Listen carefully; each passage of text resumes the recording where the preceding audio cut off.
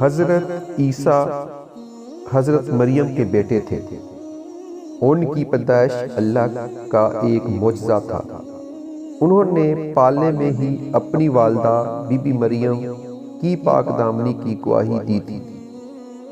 اللہ تعالیٰ نے اس وقت کے نافرمان قوم کے لیے حضرت عیسیٰ کو اپنا رسول چنا اور ان پر اپنی کتاب انجیل اتاری۔ حضرت عیسیٰ کو اللہ نے کئی معجزے بھی عطا کیے ہوئے تھے۔ وہ مٹی کا پرندہ بنا کر اچھالتے تو اللہ کے حکم سے ہوا میں اڑتا۔ وہ مریضوں اور اندھوں کو اللہ کے حکم سے ٹھیک کر دیتے تھے۔ حضرت عیسیٰ اپنی تعلیمات میں سچائی، انصاف اور رحم کی تلقین کرتے۔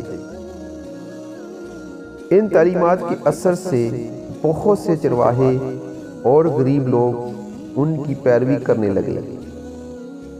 بنی اسرائیل کے مذہبی رہنما دھوکے باز تھے، اسی لیے وہ ان کے دشمن بن گئے تھے، کیونکہ وہ جانتے تھے کہ لوگ جھوٹ بول کر رومی حکمران کو ان کے خلاف اتنا بھڑکایا کہ اس نے حضرت عیسیٰ کو گرفتار کرنے کا حکم دے دیا۔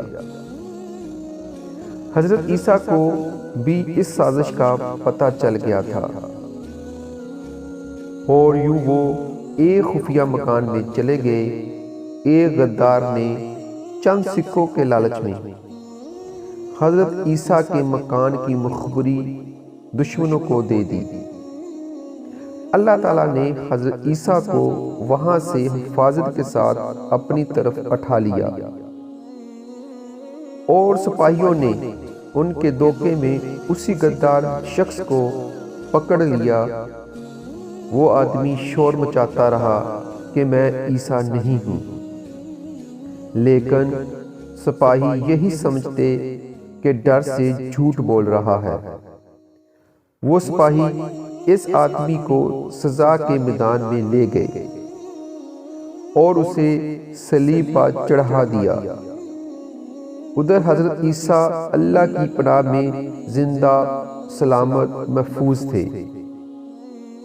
حضرت عیسیٰ کی زبان کا نام ارامی زبان تھا، اس لیے اللہ تعالیٰ نے ان پر اسی زبان میں انجیل اتاری۔ یہ زبان آج دنیا میں کسی ملک میں نہیں بولی جاتی۔